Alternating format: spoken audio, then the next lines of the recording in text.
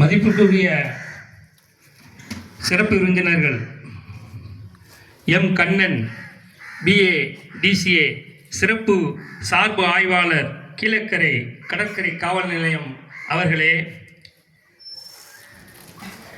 Doctor M H Syed Rasikdeen, MBBS, block medical officer, Thiruppullani union அவர்களே, மற்றும் மேடையில் வீற்றிருக்கும் அன்பர்களே, என் நண்பர்களே, மாணவ செல்வங்களே, உங்கள் அனைவருக்கும் மீண்டும் ஒரு முறை என் சலாத்தினை தெரிவித்து காலை வணக்கத்துடன் என் உரையை ஆரம்பம் செய்கிறேன்.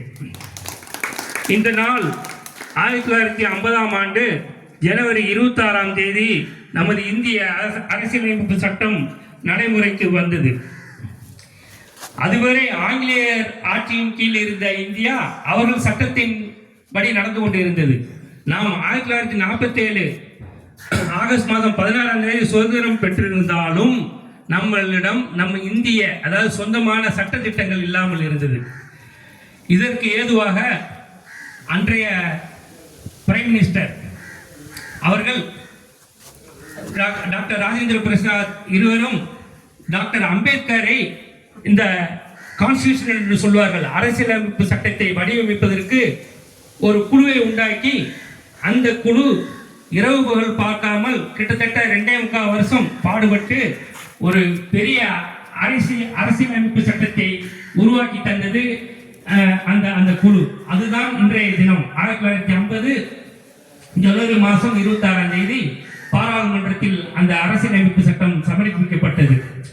அதற்கு பின்புதான் இந்திய ஒரு ஜனநாயக நாடாக, ஒரு சாவரின் ரிப்பப்ளிக் என்று சொல்வார்கள், அதாவது secular sovereign socialist republic of India என்று ஒரு நாடு சட்டத்திட்டத்தோடு உருவாகியது. அதுதான் இன்றைய குடியரசு தின விழா, ரிப்பப்ளிக் டே என்று சொல்வார்கள்.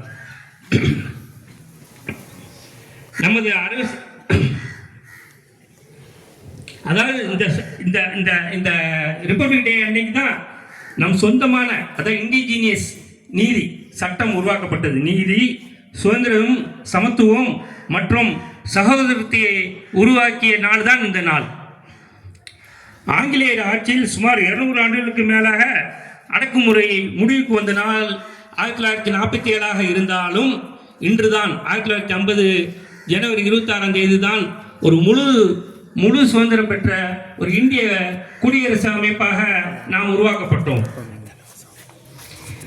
இதற்காக பாடுபட்ட இன்னுரையும் தியாகம் செய்த தேச தலைவர்களையும் வீரர்களையும் சுதந்திர போராட்ட வீரர்களையும் இந்நாளில் நாம் நினைவு கூற வேண்டும்.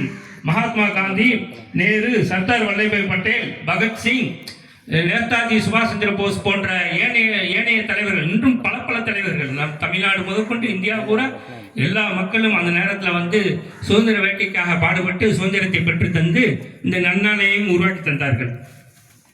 மாணவர்களாகிய நாம் நமது அரசியலமைப்பின் விழுமியங்களை போற்றி பாதுகாக்கவும் நமது நாட்டின் வளர்ச்சிக்கு நேர்மையான பங்களிப்பை வழங்கவும் உறுதிமொழி ஏற்க வேண்டும் என்று நான் அன்போடு கேட்டுக்கொள்கிறேன் உங்கள் அனைவரையும்.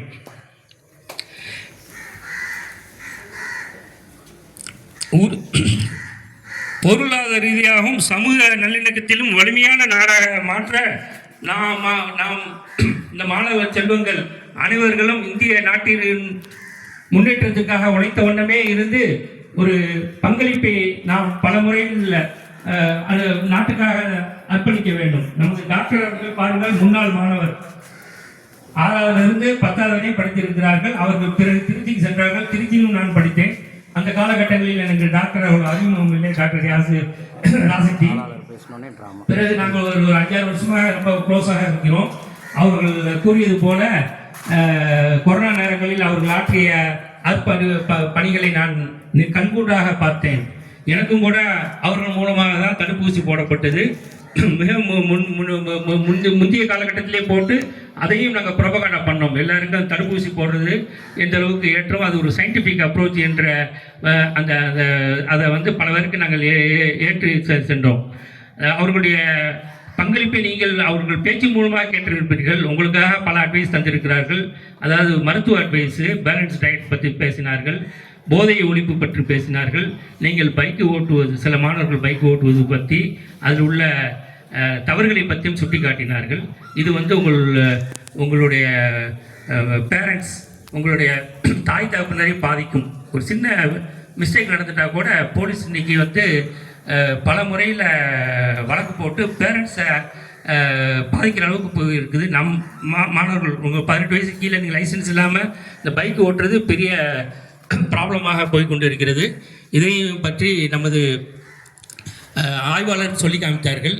ரொம்ப ஒரு முக்கியமான விஷயம், தயவுசெய்து நிப்பாட்டிட்டு உங்களுக்கு இன்னொரு 1 வருஷம் 2 வருஷத்தில் உங்கள் 19-20 வயசு ஆயிடுவீங்க. அந்த நேரத்தில் லைசன்ஸையும் பெற்று பைக்கு மற்ற ஏனைய வாகனங்களை ஓட்டும்படி தாழ்மையுடன் கேட்டுக்கொள்கிறேன்.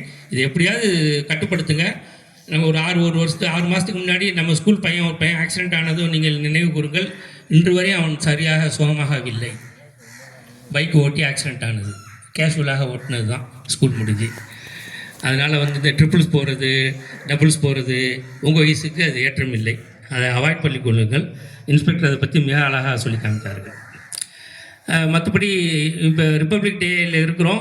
இது வந்து ரிப்பப்ளிக் டேன்னா என்னென்னு புரிஞ்சுக்கிட்டீங்க. 1950 ஜனவரி மாதம் 26ஆம் தேதி சட்டத்திட்டங்களை உருவாக்கிய நாள்.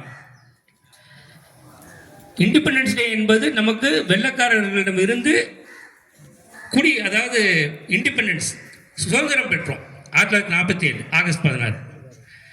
2-3 வருஷம் கழித்து தான் இந்த சட்டத்திட்டங்களை உருவாக்கி ரிப்பப்ளிக் டே உருவானது. இதை மனதில் பதித்துக் கொள்ளுங்கள். ரெண்டுக்குள்ள வித்தியாசங்களையும் தெரிந்து கொள்ளுங்கள். மற்றபடி உங்களுடைய ஒழுக்கம் பற்றி நான் நிறைய பேசணும்னு நினச்சேன். சரி, டைம் ஷார்ட்டாக இருக்கிறதுனால இத்துடன் ஒரே முடிவுக்கு கொண்டு வருகிறேன். வாஹிரு தவலானா அல்ஹம்துலில்லாஹி ரப்பில் ஆலமீன். மீண்டும் சலாத்தினை தெரிவித்து என் உரையை முடித்துக் கொள்கிறேன்.